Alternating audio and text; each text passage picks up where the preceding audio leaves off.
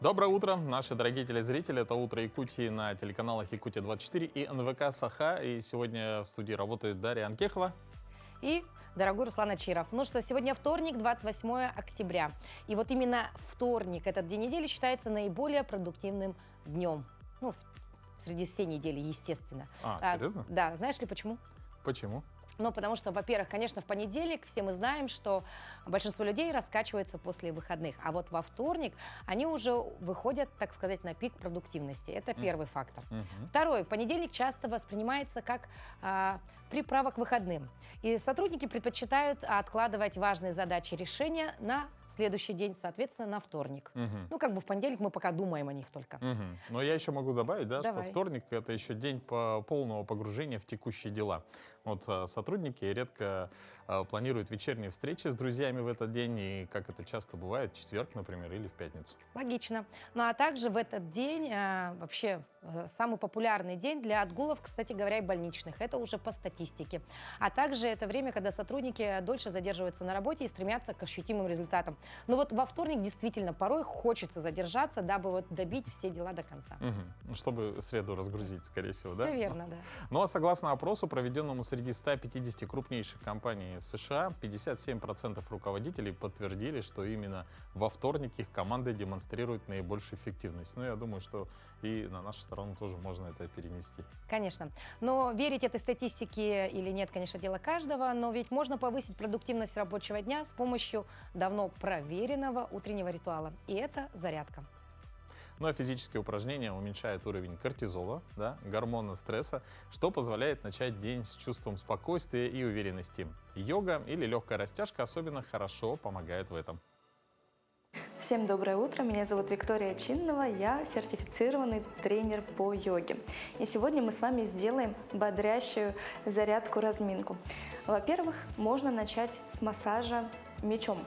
Если у вас есть обычный теннисный мячик, вы можете сделать такой бодрящий массаж стоп. Для этого нужно промять все стопы и прокатить мячик по всей стопе на одной. И то же самое сделать на второй ноге. Теперь приступим к самой разминке. Становимся в тадасану, ножки параллельно друг другу, стоим ровно, коленки подтягиваем, бедра подтягиваем. Таз направляем вперед. Поднимаем ручки вверх, вытягиваемся. Ставим ручки верхние на мосты и вытягиваемся назад, а таз тянем вперед. Затем, опускаясь, можно согнуть коленки и притянуться животом к бедрам, а опуститься вниз ручками либо положить на коврик, либо положить под икры. Отлично. Следующее. Становимся ближе к краю коврика, отшагиваем левой ножкой назад, правая ножка остается у нас спереди. Угол соблюдаем 90 градусов, либо чуть больше, но меньше нельзя. 90 градусов. Поднимаем ручки вверх, вытягиваем позвоночник вверх, таз подтягиваем вперед. Наклон назад, вдох. С выдохом сильная становится задняя ножка, вытягиваем ручки вперед, живот ложим на бедро. Отлично. Затем правую ручку на колено, перед собой и вытягиваем левую ручку вверх, вдох, задняя ножка сильная, выдох. Возвращаемся, подшагиваем левой ножкой вперед. Отлично. Восстанавливаем дыхание. То же самое на другую ножку, вдох, таз вперед, с выдохом наклон вниз. Отшагиваем правой ножкой назад, угол 90 градусов. Поднимаем ручки вверх, наклон назад, таз вперед. Вытягиваем ручки вперед, ложимся на бедро, задняя ножка становится сильнее. Левая ручка на колено. Ставим перед левой стопой и поднимаем ручку правую вверх к потолку. Вдох и выдох. Отлично. Возвращаемся в исходное положение. Значит, становимся по центру коврика, Ножки чуть пошире. Пальчики заворачиваются вовнутрь, ножки параллельно друг другу. Стоим удобно, таз подкручиваем вперед, ручки поднимаем вверх, вдох. С выдохом наклон параллельно полу. Правая ручка идет у нас на левое колено. Левая ручка разворачивается к потолку. Плечи от ушей назад. Вдох. С выдохом мягко меняем положение. Левая ручка на правое колено. Правая ручка вверх. Вдох. Выдох. Отлично. Возвращаемся на место. Собираем ножки. Согласно исследованию, проведенному в университете Люнебурга, Германия, утренняя погода сильно влияет на самочувствие и энергию работников. Чем солнечнее и теплее было на улице, тем больше сотрудники чувствовали себя энергичными и удовлетворенными своей работой. И наоборот, когда погода была плохой, люди чувствовали себя более усталыми и неудовлетворенными. Но я думаю, самое время узнать, что же за окном у нас. В регионах температура воздуха на 6 часов утра была на отметке минус 14 градусов. В Заречной группе 10-21 ниже 0. В Южных 19-23 со знаком минус. В Вилюйской группе до 14 градусов мороза, в Нижнеленских 10-11 ниже 0. В Западных 5-7 со знаком минус. В Колымагирской группе улусов до минус 29, в Янских 10-19 ниже 0, на северо-западе 4-7 градусов мороза. В Якутске температура воздуха на 6 часов утра была на отметке минус 9 градусов. Атмосферное давление 757 миллиметров ртутного столба. Ветер востоко-юго-восточный 3 метра в секунду. Сегодня днем преимущественно без осадков. Ветер юго-восточный 2,7 метра в секунду. Температура воздуха ожидается до минус 6 градусов. Так, ну, я думаю, что наши телезрители уже традиционно после погоды понимают, что нужно надеть на улицу. Но в целом сейчас вроде таких особых катаклизмов нет, да? То есть погода вроде как стабильна. Пока что все стабильно. И вот давайте сейчас узнаем, а стабильно ли все у нас с происшествиями и событиями, которые произошли за минувшие сутки. В этом нам помогут коллеги из новостного отдела.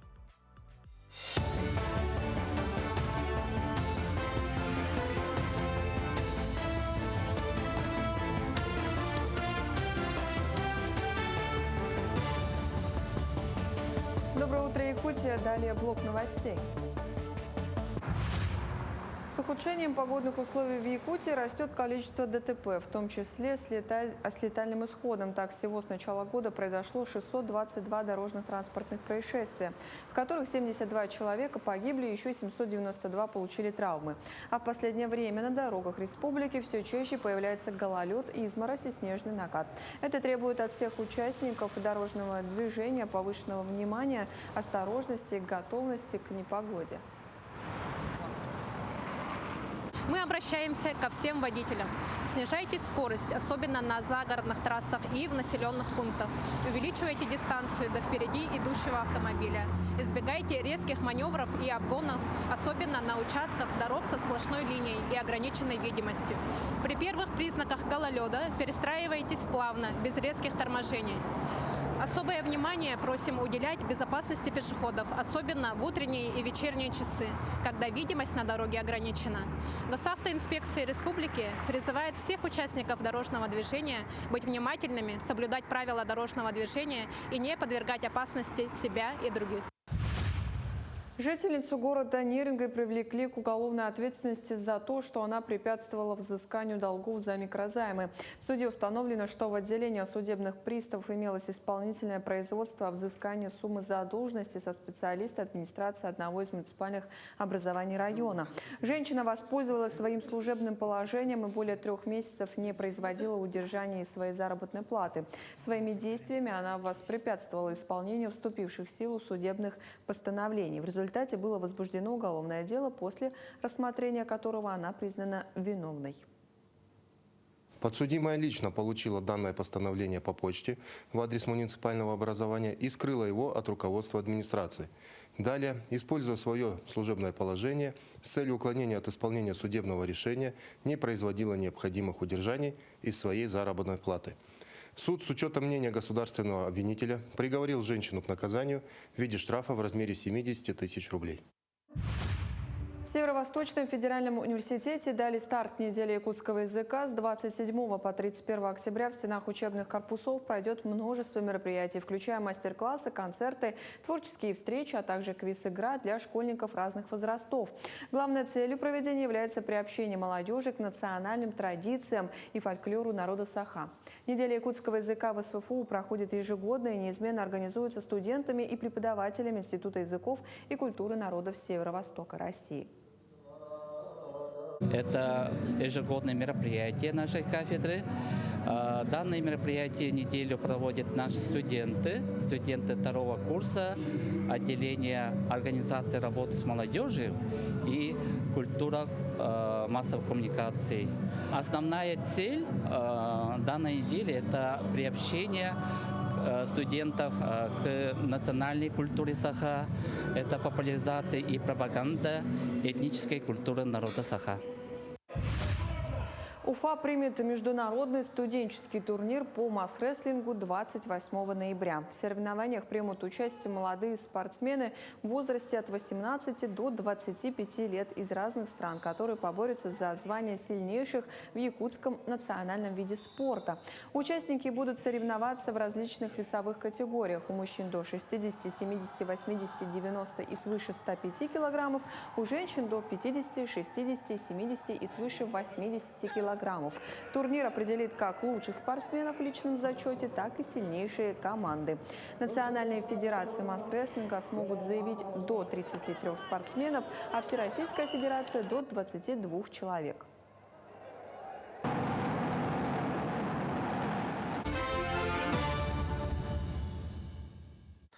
Все мы сталкиваемся с необходимостью сделать фотографию на документы. И сегодня мы поговорим о требованиях к фотографиям на важные личные документы. Это паспорт гражданина Российской Федерации, заграничный паспорт, водительское удостоверение.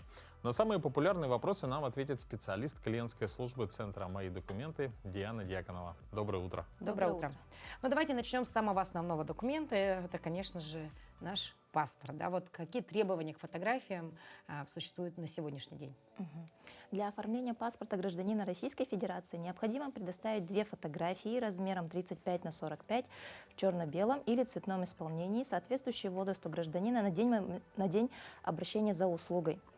В фотографии человек должен быть изображен строго в анфас, смотрящим прямо с нейтральным выражением лица. Овал лица должен быть полностью виден. На фотографии должны помещаться голова и верхняя часть плеч гражданина. При этом расстояние от макушки до подбородка должно быть не более 80% размера всего изображения.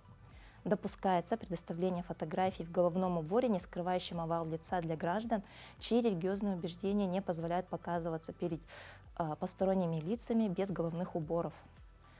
При этом еще не допускается предоставление изображений в форменной одежде, а также фотографий с отредактированным изображением с целью улучшения лица человека и его... То есть без фотошопа? Да, грубо говоря, без него. А вот еще один момент. Очень часто люди, которые носят очки, интересуются, можно ли сделать фото на паспорт в очках? Совершенно верно, но стекла должны быть не тонированные, и оправа очков не должна скрывать глаз. Что касается цветных линз, их не нужно использовать, так как нельзя менять натуральный цвет глаз для фотографий. Ну, кстати, меня всегда интересовало, почему на паспорт нельзя улыбаться, да? Ну, как-то... Зачем? Это серьезный документ. Серьезный документ. А что касаемо бижутерии, допустим, или украшения, ну, шарф повязать, это допустимо или нет? Желательно прямо нет. Например, тонкое колье, например, в принципе можно будет, ну а так прямо все должно быть вот так вот видно. То есть огромные серьги девушки не надевают? Желательно нет. В общем, все должно быть строго. А вот вы отметили либо цветная, либо черно-белая. Это кто решает? Сам человек для себя или по требованиям документа? Сам человек. Либо цветное, либо черно-белое. Это допустимо в паспорте? Допустимо. Да? А что касается фотографий на загранпаспорт? На загранпаспорт срока 5 лет установлены такие же требования, что и на паспорт гражданина Российской Федерации. Однако для граждан от 14 лет предоставляется 3 фотографии, для граждан до 14 лет 2 фотографии. Дополнительно на заграничный паспорт рекомендуется оформлять фотографии, в которых нижняя часть в районе плеч будет округлена. Это необходимо для того, чтобы при ламинировании паспорта голограмма не попала на лицо человека, оформляющего паспорт. Вон оно что, сколько нюансов. Я даже никогда бы и не подумала об этом, Руслан. Вот действительно, округленные плечи, да, говорите? Да. Вот берем на заметку. Но это паспорт на 5 лет, да? Это А пятилетний. что касается 10-летнего паспорта? К фотографии для фотографий для оформления биометрического заграничного паспорта установлены такие же требования в принципе. Фотографирование производится прямо во время приема ответственным сотрудником при помощи программы технического комплекса. То есть в день обращения сразу фотографируют. То есть ты идешь оформлять, и сразу нужно красивым прийти. Да. Вот это, кстати, огромный нюанс. Я с этим столкнулась, потому что, придя, я думала, сначала сдашь документы, потом пригласят фотографирование. А пришла вот лохматая, без макияжа, без всего. Ну и, конечно, пришлось заново прийти вновь и уже при полном параде, так сказать. Да? Хорошо, ну а какие требования у нас установлены к фотографиям на водительское удостоверение? Фотографирование на водительское удостоверение осуществляется во время приема в специально отведенном месте. При посещении центра «Мои документы» допускается направить свои фотографии на адрес электронной почты соответствующего офиса, в который вы посетили. При этом фотография должна быть исполнена строго в цветном варианте на сером фоне. На фотографии должно быть прямо четкое изображение лица человека в анфас без головного убора. Однако тут требования тоже повторяются, то есть если по религиозным убеждениям, можно в головном уборе, не скрывающем овал лица. Для граждан, носящих очки, допустимо направить фотографию в очках без тонированных стекол. Размер фотографии после изготовления водительского удостоверения составит 21 на 30 миллиметров. Вот. И, например, при желании использовать свою фотографию рекомендуется направлять фотографию без обрезки под конкретный формат. Ответственные сотрудники сами обработают фотографию в связи с установленными требованиями. Ну и сама фотография посылается в электронном виде, получается? Да. На электронную почту. Ну, сейчас такие услуги есть, даже в различных, да, фотомастерских. Они даже спрашивают, вам в электронном виде либо распечатать, да, только проще взять в электронном виде и, соответственно, потом передать, да, специалистам, Да. и вы подрежете так, как надо. Ну, в принципе, здесь-то все и понятно, да. Ну, а проще говоря, если вдруг вы решите заменить свои документы, обратитесь в офис «Мои документы», и, собственно, вам там всем помогут, подскажут. Ну, а на некоторые документы, как на загранпаспорт, даже сделают фотографию на месте. Да. Спасибо вам большое. Спасибо вам. Но мы продолжаем. И сегодня у нас 28 октября, и по народным приметам в этот день нельзя убираться, как хорошо, стирать и заниматься любой тяжелой домашней работой, иначе в семью придут горе и болезни. Хозяюшки берем на заметку. А вот представителям сильного пола сегодня не стоит чинить старые вещи. По поверью, толку от этого не будет, они не прослужат вам долго. Чем еще отмечен этот день в календаре, узнаем далее. На календаре 28 октября. Сегодня День бабушек и дедушек в России, День анимации и День создания армейской авиации России. По народному календарю Ефимий осенний. Про этот день на Руси говорили: Ефимий холодом корни трав и деревьев землей смыкает, всякое насекомое в жухлой траве укрывает, на природу сон навевает. Это было верное наблюдение. Зима приближалась, и всякое растение и животное готовилось к ее приходу. Этот день в истории. В 1571 году царь Иван IV Грозный обвенчался с Марфой Собакиной. В 1922 году в этот день итальянские фашисты начали марш на Рим. В этот день родились Генрих III, император Священной Римской империи; Эразм Роттердамский, европейский гуманист, философ и писатель; Андрей Воронихин, русский архитектор и живописец; Роза Макогонова, советская киноактриса, заслуженная артистка РСФСР; Роман Виктюк, театральный режиссер, народный артист России; Эрос Рамазотти, итальянский певец, автор песен и композитор. Именины сегодня отмечают Афанасий, Денис, Дмитрий, Ефим, Иван, Лукиан и Семен. Вечная дилемма, с чего начать утро. Один из секретов доброго утра – это самомассаж. Да-да, вы не ослышались. Действительно, легкий массаж с утра не только запустит ваш организм, но и подарит вам приятное времяпрепровождение, допустим, с вашими близкими. Если, допустим, вы сделаете массаж супругу, супруге, либо ребеночку. Да, действительно, массаж — это обновление клеток, это лучшее самочувствие, но почему-то мы вспоминаем о нем только когда уже, как говорится, приспичит. Ну а пробудить своих деток с помощью массажа можно в игровой форме, взяв в помощь несколько простых видов массажеров. Доброе утро! Сегодня в рубрике «Дела семейные» мы вам расскажем про наши незаменимые массажеры, которые пробуждают нас с утра. И первый наш массажер, он идет у нас для головы, включает нашу головку. И это очень приятный массаж, который помогает нам проснуться и включить все нейронные связи, который помогает нам немножко где-то даже расслабиться, спокойно встретить утро. Следующий наш массажер, он идет у нас для рук, для головки и для всего тела. Чаще всего его используют с детками, у которых аутизм или какие-то уже серьезные отклонения, но при этом он подходит и всем, и даже взрослым. Обязательно это очень приятно, это расслабляет и включает все наши точки, которые помогают нам лучше думать. Зубчики в этом массажере очень такие острые. Нужно быть с ним очень аккуратным. Для взрослых это, конечно же, не очень больно, а для деток это ощутимый такой массаж, который может быть неприятным, но очень эффективным. Этот массажер включает наши пальчики. Он такой немножко неприятный, но эффект от него колоссальный. Каждый день делая такой массаж, ребенок будет лучше разговаривать, лучше понимать взрослых. Он будет более усидчивый, потому что в наших ручках все наши точки, самые важные организма. И когда ребенок каждый пальчик проминает этим массажером, этим колечком, все его нейронные связи начинают работать намного лучше. А это наш колючий ежик. Мы тоже включаем им ручки. Есть даже песенка про колючий ежик. Мы тоже, бывает, ее включаем и вот так массажируем, веселимся, да, наш колючий ежик. Мы работаем больше с ним тоже на ручках и при этом ведем его тоже вверх. Эти массажеры мы используем для разнообразия, тоже для рук. Они цветные, ребенку интересно их щупать, трогать. Они включают тоже наши пальчики. Еще по утрам мы обязательно включаем наши ножки. Мы ходим вот по такой тропинке. Конечно же, в наших ножках, как и в ручках, есть все точки организма, которые после такого массажа ног лучше работают.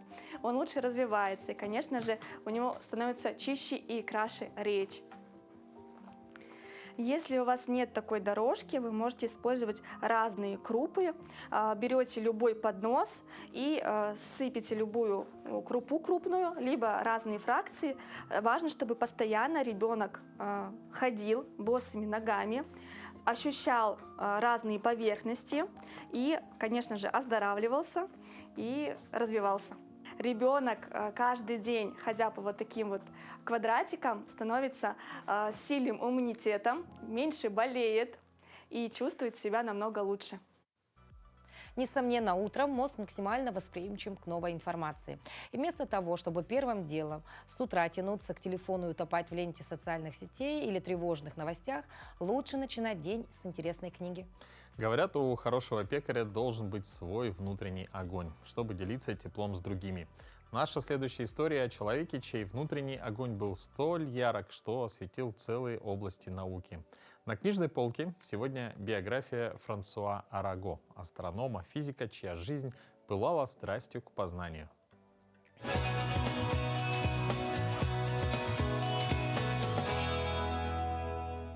Сегодня я хочу рассказать вам о книге из фонда научно-исследовательского центра книжных памятников Национальной библиотеки Якутии. Это биография знаменитых астрономов, физиков и геометров Франсуа Араго. Богато оформленный экземпляр в чернокожаном переплете, с золотым тиснением, золотым обрезом. из библиотеки принца Петра Георгиевича Ольденбургского. Он собрал большую библиотеку, которую продолжил пополнять его сын, принц Александр Ольденбургский. После 1918 года библиотека, состоявшая из 17 тысяч томов, была национализирована. На форзаце мы видим бумажный ярлык «Экслибрис» библиотеки принцев Ольденбургских. На нем изображен герб Российской империи, на груди орла щит Ольденбургских. Внутри есть запись, из которой мы можем узнать, что книга была получена принцем Николаем Ольденбургским при осмотре типографии торгового дома Строгощекова 2 апреля 1859 года. Книга находится в коллекции «Русская книга» до 1917 года. Продолжим книжную тему, перенесемся в Ленский район. «Талант и вдохновение» Людмилы Кононовой. По таким названиям состоялась презентация книги о Людмиле Николаевне. Вечер проходил в теплой атмосфере. На мероприятии собрались коллеги, единомышленники, близкие люди. Все они пришли для того, чтобы еще раз вспомнить Людмилу Кононову и отдать дань уважения и творчеству. Презентовать книгу родственники Людмилы Николаевны решили официальным мероприятием. Ведь с творчеством этой талантливой женщины знакомы все ленчане. На встречу пришли не только близкие и коллеги, но и официальные лица города. Наталья Эндерс обратилась к родственникам со словами благодарности за их труд и любовь, которые помогли собрать воедино творческое наследие. На страницах книги сохранены воспоминания ее жизни. Очень здорово, это замечательно, потому что любая книга – это потрясающая память. Не зря говорят, что написано пером, того не вырубишь топором. Ну а, конечно, Людмила Николаевна Кононова, которую мы все знали, это потрясающая, красивая внешне, красивая внутренне, талантливо, ну вот просто до безумия. Потому что, конечно, вот созданием коллектива и вот с показами, с выступлениями, это, конечно, всегда было для города и района потрясающе яркое такое событие, самобытная такая культура. Идея выпустить книгу принадлежала детям Людмилы Николаевны, Нюргуну и Полине Кононовым, и Василию и Надежде Степановым. У Людмилы Николаевны творческая семья, сама она, ее сестра старшая, она кутюрье, модельер, известный в нашей республике, которая создала очень много красивых костюмов. И раньше Людмила Николаевна всегда ей помогала. Книга, она создавалась в память все-таки о Людмиле Николаевне. Нам хотелось сохранить ее творчество, именно создать как бы каталог того, чего она создала за время своей работы с театром моды КРКУ. Это человек, который зажигается идеей, доводит все это до логического завершения, да, и всегда в движении находилась. На страницах книги ожил рассказ о жизни и творчестве Людмилы Николаевны. Ее близкие, коллеги, ученики вспоминали о ней, рассказывали о ярких моментах знакомства. Материалы собирали вот по знакомым, да, получается, и от тех, кто с ней, с нашей бабушкой, кто близко общался, от коллег, от друзей, и со всеми лично говорили и вот просили у всех написать, и, конечно же, все соглашались. Книга хорошая, большая, интересная получилась, и главное — это память будущему поколению. Также в книге собрано огромное количество фото работ Людмилы Кононовой, сотни национальных костюмов, которые были созданы лично дизайнером. Модели театра моды КРКУ продемонстрировали зрителям всю красоту национальных нарядов.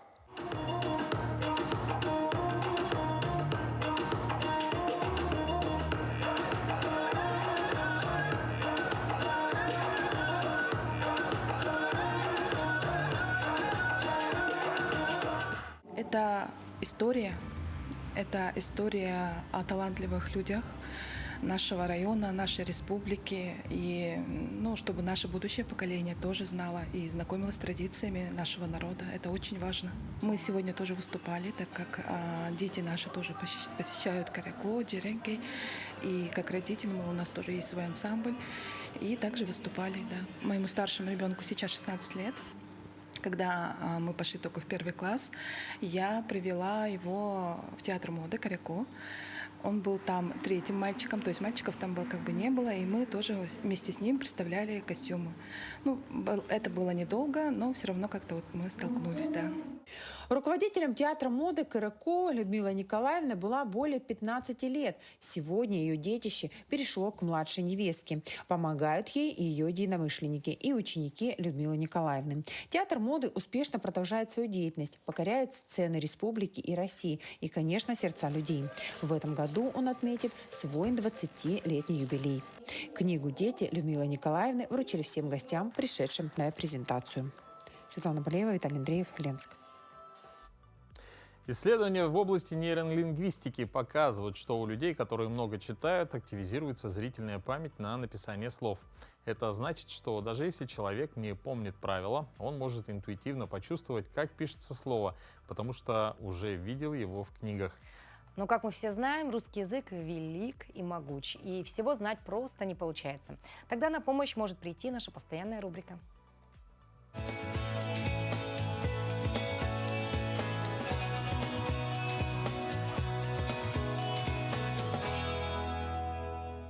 Доброе утро, дорогие телезрители!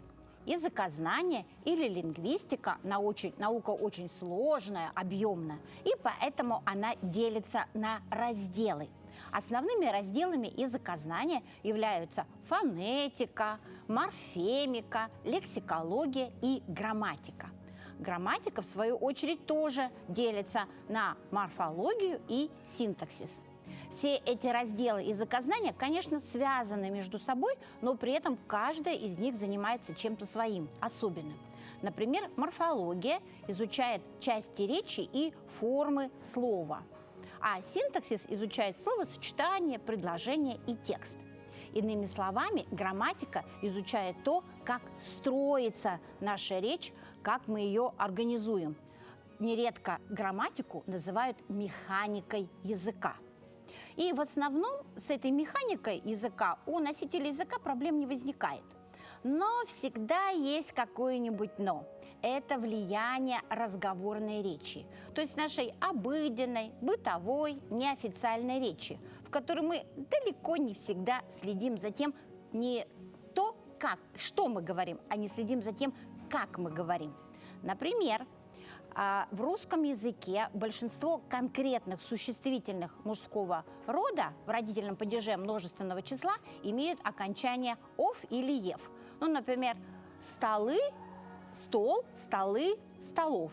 Или стулья, стульев. А вот, например, слово апельсины почему-то постоянно как-то произносят не так. Я не буду говорить ошибку, я скажу правильную форму. Итак, мы с вами покупаем килограмм чего? Апельсинов, а еще мандаринов, помидоров, баклажанов. Давайте говорить правильно. Всего доброго!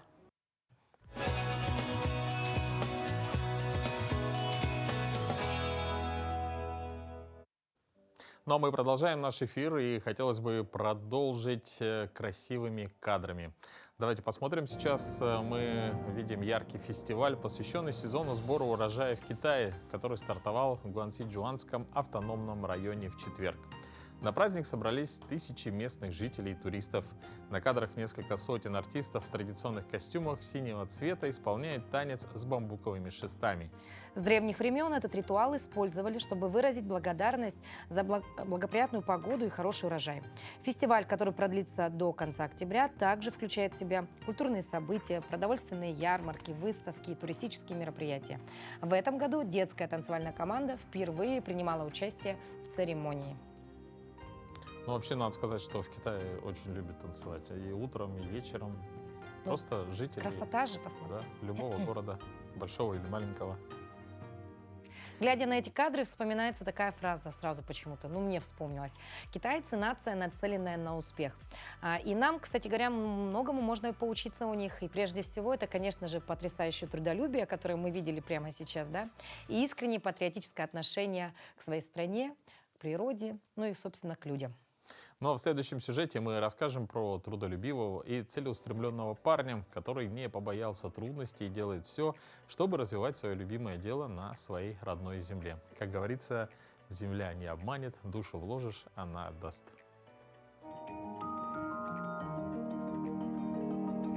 Так выглядит огород не для желудка, а для души. Этот участок в Прибайкальском районе словно большая клумба. На ней растет 20 видов цветов. Вопреки стереотипам их вырастили не женские руки.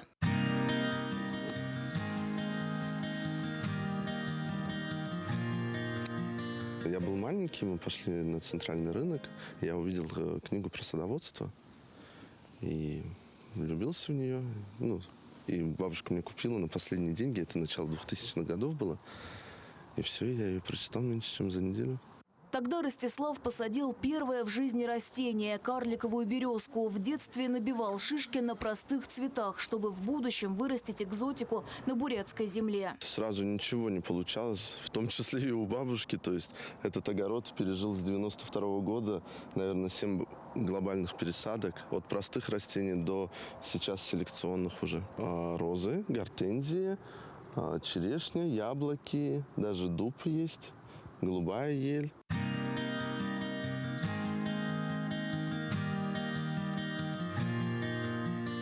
Почти все растения из списка в Бурятии приживаются редко, не любят морозы, но Ростиславу удалось найти самые стойкие. Они приезжают к нам из разных стран в коробках по почте России. У нас хорошо зимуют метельчатые гортензии. Я так думаю, метельчатая, потому и метельчатая, да, что метели все... Да, метели все переживет. Все розы, которые представлены в моем саду, они скрещены с шиповником. Одно из растений вовсе цветет только зимой. В Прибайкалье ему настолько нравится, что цветок распустился в сентябре. Астроново-бельгийская, он зацветает с первым падением снега. Как видите, снега нету в этом году еще. Вот если он сейчас зацвел, то есть он, получается, раньше отцветет, да? Нет, он наоборот, он дольше процветет. Это зависит не только от природы. Когда она бессильна, Ростислав начинает переговоры. Есть растения, которые не цветут, не растут, и ты к ним подходишь и начинаешь просто, если ты в этом году не начнешь расти, я тебя выкину с огорода. Ничего начинает расти. Какая красота! Посмотрите. Буквально все с огорода, все свое, родное, еще и своими руками создано. Скажите, а вот если не секрет, такой букетик сколько бы стоил? Около 6-7 тысяч. Сколько стоит весь огород, Ростислав не считал, ведь занимается этим не ради денег. Молодой человек мечтает вырастить на огороде более редкие сорта и сейчас ищет подходящих зеленых кандидатов. Александра Фишева, Санджи Шакжин, телекомпания «Аригус». Герои нашего следующего сюжета также достойны внимания, может быть, даже и восхищения, но и, конечно же, уважения. Ведь они делают великие блага, вкладывая в это дело частичку своей души и своей, так сказать, теплоты. На протяжении 3 лет неравнодушные добровольцы из штабов «Мирные руки ангела» ежедневно творят настоящие чудеса, помогая бойцам, защищающим Родину. Их неустанный труд начинается ранним утром и продолжается далеко за полночь. За это время волонтеры смогли изготовить десятки тысяч жизненно необходимых вещей для солдат, находящихся в СВО. Подробнее смотрите далее.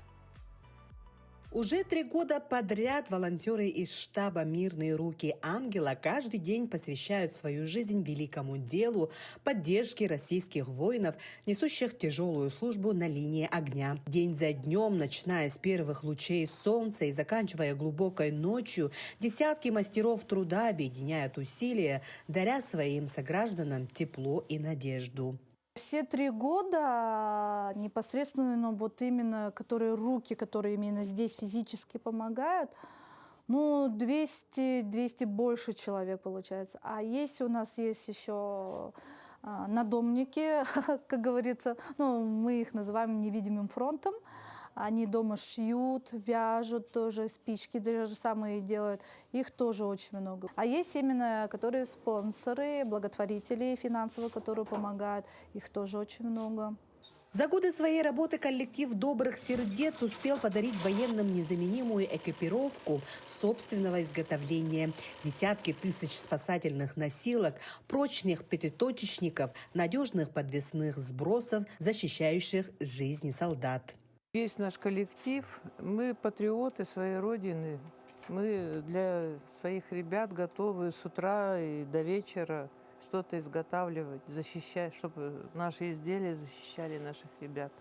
Сегодня мастерство швей достигло невиданных высот. Вот уже целый год инициативные женщины активно осваивают производство уникальных тепловизорных одеял и многофункциональных пончо, гарантирующих маскировку и тепло бойцу даже в экстремальных условиях.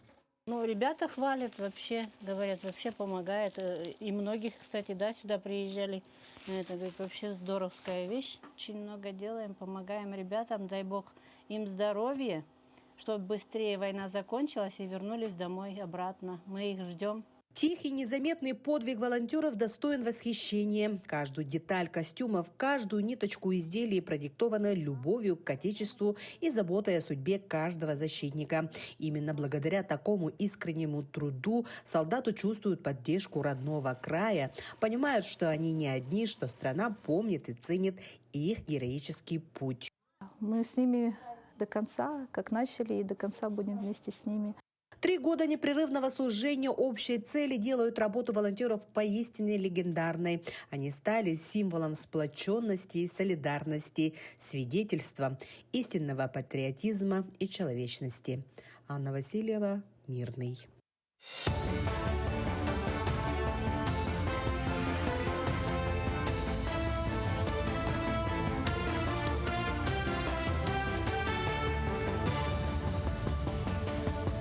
Мы продолжаем говорить о самых заметных событиях этого утра.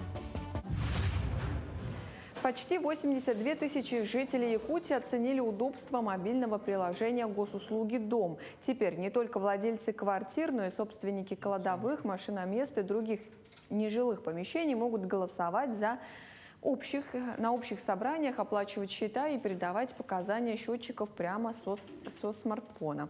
Даже если вы в отъезде, ваше голосование будет учтено. Благодаря госуслуге «Дом» жители по всей России уже решают вопросы ЖКХ, а теперь приложение готово перейти на новый уровень – управлять муниципальным жильем. Более 12 миллионов россиян уже используют приложение. Ну и что страшного? В поселке Бердигистя Горного Улуса состоялось торжественное событие «Зажжен вечный огонь», посвященный доблестным воинам. Этот мемориал, получивший официальный статус и внесенный в реестр Министерства обороны России, будет финансироваться ведомством. Для реализации проекта администрация Бердигистякского наслега, получив консультации от коллег из Атамайского наслега, провела технические работы по подключению газовой сети стоимостью 1 миллион рублей. Филиал компании «Сахатранснефтегаз» в Горном Улусе полностью обеспечил подключение к газоснабжению. На церемонии открытия главы Улуса и военный комиссар поздравили жителей и выразили пожелания, подчеркнув значимость мемориала. Сегодня на территории Горного Улуса мы увековечили память наших защитников Отечества, наших воинов, которые, не щадя своей жизни, отдали все для борьбы с немецко-фашистскими захватчиками и сейчас в наше время продолжают свою борьбу в зоне проведения специальной военной операции. Этот огонь будет воззнавать всегда на территории нашего Улуса нашу память, нашу боль, нашу скорбь о всех тех потерях, которые мы понесли в борьбе с фашизмом и с империализмом. Считанные дни остались до финала национального чемпионата профмастерства «Обилимпикс», который пройдет в Москве с 30 октября по 2 ноября. Якутию на этом этапе представят 6 человек по 5 компетенциям: оператор ППЛА, ресторанный сервис, резьба по дереву, зубной техник и визаж. Только по последним 2 направлениям в отборе приняли участие больше 90 человек. Как отмечают представители Якутского медколледжа, на базе которого готовят 3 финалистов, с ребятами занимаются комплексно, не только по специальности. В подготовку финалистов включены наставники, психологи и другие эксперты. Отметим, этот год участие в Обилимпиксе для республики стал юбилейным. За все это время Якутия выпустила 26 победителей чемпионата. Все-таки национальный чемпионат, да, финал, и поэтому, чтобы выиграть, чтобы попасть на этот чемпионат, это уже победа для детей, для студентов, да, и поэтому я считаю, что наши студенты и школьники выступят достойно, так как мы готовились ежедневно. Подготовка велась не только по специальности, но и психологическая подготовка была, физическая подготовка была, и работали все преподаватели, можно сказать, не один только наставник, да. В Мирном прошел открытый волейбольный турнир, посвященный выдающемуся спортсмену и специалисту в области физической культуры и спорта Российской Федерации Николаю Мангутову.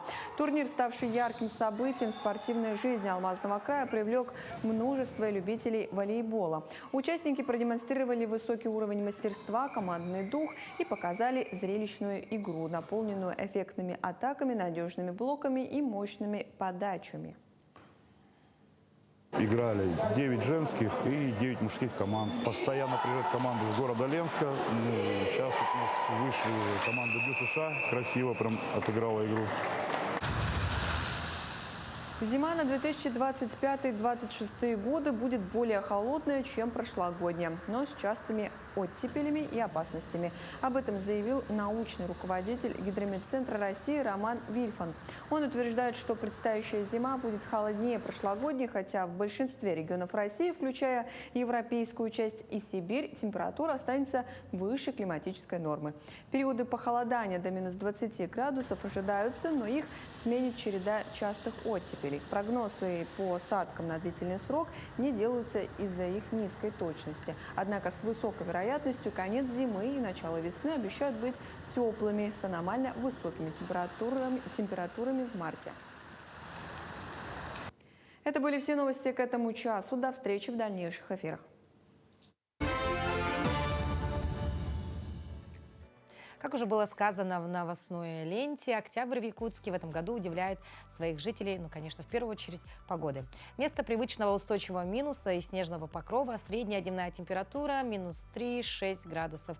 Минимум осадков и, пожалуй, самый яркий символ этой аномалии – это те самые утки, которые обычно уже давным-давно должны были улететь на юг, но до сих пор почему-то остаются на замерзших водоемах. Горожане не знают, радоваться ли этой отсрочке от зимы или уже пора бы начать беспокоиться. Ну а что стоит за этой аномалией? Разовый сбой погоды или часть глобального тренда? И каким последствиям для нашей природы и инфраструктуры это может привести?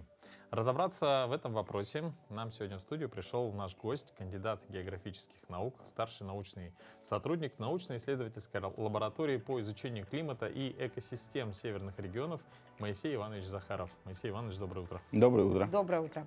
Ну, насколько текущая ситуация является уникальной для Якутска, да, если смотреть вообще, ну, допустим, по каким-то там историческим данным? Но если говорить об октябре, да, и в целом про осень, то она действительно как бы сильно, ну, значительно теплее климатической нормы. Сейчас уже в Якутске должна была образоваться устойчивый снежный покров. Это по климатической норме, это уже середина октября. У нас его как бы еще до сих пор нету. Но на самом-то деле, если говорить об таких явлениях, как теплая осень, то в последние годы, в связи в том числе и с глобальным потеплением, его становится больше.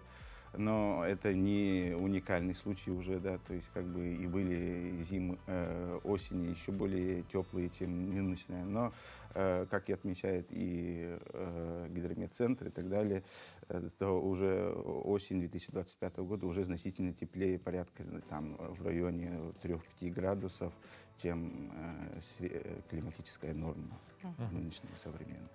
На ваш взгляд, вот, что является основной главной причиной такого потепления? Ну, тут речь идет о сочетании и глобального тренда потепления климата, а также, скажем так, краткосрочных циклонических циркуляционных конфигураций, которые образовались над Центральной Якутией и в целом над Якутией. Это, в первую очередь, если говорить о глобальном потеплении, то этот установленный факт, и многие отмечают, во всех оценочных докладах и так далее отмечается о том, что идет потепление климата за счет, в том числе, и за осенних и весенних температур. И в наших климатических условиях, когда есть контрастность между сезонами года, то она еще больше заметна, и люди это видят, и как бы и то, что вы говорили, связано и с экосистемами, и животным миром, это все очень хорошо заметно. Там утки как раз-таки, вот пример, о котором вы говорили, не остаются. Это тоже связано с этими факторами. А вот если говорить о краткосрочных, то это, конечно же, сейчас наблюдается также адвекция южного теплого воздуха, как раз-таки блокирующий антициклон в районе над Чукоткой. Он как бы мешает сейчас в октябре месяце нашей территории образоваться, который у нас постоянно в октябре господствует, это сибирскому антициклону. А сибирский антициклон, он как бы тут образует, у нас господствует зимой, образует кухню погоды, связанные с образованием, в том числе и устойчивого снежного покрова, и сильным выхолаживанием, такой сухим воздухом, большими перепадами воздуха днем и ночью. Ну вот мы говорим все время глобальное потепление, да? Но как вот подобные моменты могут повлиять, ну, допустим, на состояние вечной мерзлоты? Стоит ли нам, жителям Севера, переживать за фундамент зданий, да, к примеру, да, и вообще инженерных сооружений в Якутии? Но один теплый октябрь — это не катастрофа для сооружений, для инфраструктуры, но, скажем так, череда таких теплых месяцев — это тревожный сигнал для, в том числе, и многолетних мерзлых грунтов. Но тут все это как бы так вариативно, да? Прежде всего это связано с тем, что вечная мерзлота, она разная и зависит от конкретных конфигураций рельефа, и типа почвы, из каких пород залегают грунты, ну и в том числе и такой параметр, как льдистость этой мерзлоты. Да. У нас в Якутии выделяют разные зоны, поэтому вот тут, конечно же, мерзлотоведы более подробно бы рассказали, да. Но конкретно наиболее такими опасными, и в том числе и для сооружений зданий, являются ландшафты, которые содержат большой в мерзлоте, которые много льдистости. И там образуются вот такие и термокарстовые процессы идут, и морозное опучение и так далее. Это конкретно, если говорить, то это наши заречные районы, ну и в том числе и для инфраструктуры города Якутска такие долгосрочные, если будут экстремумы климатические идти, в том числе и отмечается такой факт, как ну, вообще у мерзлоты есть две фазы, да, то есть время его оттаивания и время, когда он копит холод, да. Идет тренд к тому, что вот период, когда он копит, в том числе и вот такие месяцы, как наш октябрь, он ведет к тому, что период вот накопления своего холода, он уменьшается. А, соответственно, период, когда у него идет активная фаза оттаивания, она увеличивается. И есть у нас и районы, в которых мерзлота уже порядка, температура, где выросла на порядок почти 1,7 градусов, особенно в северных районах, и на глубине 10 метров, и на глубине 30 метров, в том числе и на 1 градус. Вот, в принципе, вот, ну, если так подытоживать, то вот из 1 октября насчет инфраструктуры... Пока бить в колокола не стоит, да? Но, надо подождать ноябрь. Но стоит все равно проводить мониторинг, а как бы так паниковать, конечно, до этого не стоит. Но все познается в сравнении, да, естественно, и поэтому вот все-таки, наблюдая такое потепление в Якутии, да, и сравнивая это вообще с климатом по всей стране, да, можно ли сказать, что это прям, ну, везде стало тепло в России, не только в Якутии? Вообще на этот счет и очень много исследований ведется, безусловно, да, и международные исследования, межправительственные группы экспертов, их оценочные доклады и оценочные доклады Росгидромета говорят о том, что вообще в целом глобально идет потепление климата, а в России она идет еще более ускоренными темпами. А вообще есть такое явление, которое называется эффектом арктического усиления. То есть в высокоширотных регионах тенденция изменения климата, то есть потепление воздуха, она идет удвоенными темпами, даже утроенными в некоторых местах.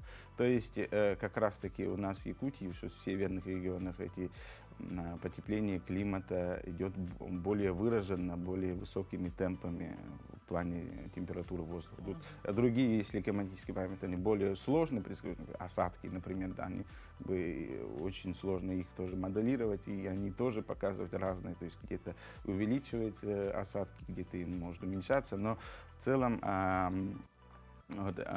эффект арктического усиления, он говорит о том, что в северных регионах, в частности у нас в Якутии, темпы изменения климата, они более ускорены.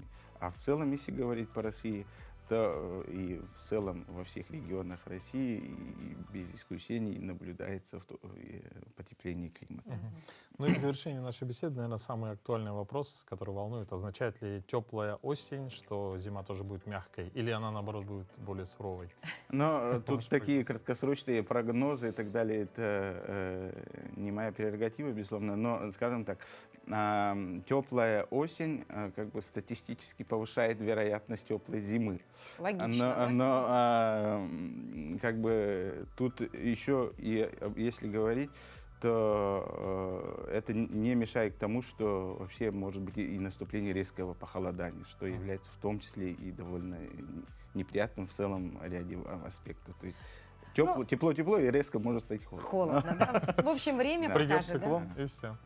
Ну что, друзья, мы желаем вам теплой зимы, да, теплее одевайтесь, и увидимся с вами завтра. Ну а пока наслаждаемся осенними буднями и увидимся уже завтра в 7:00 на телеканале Якутия-24.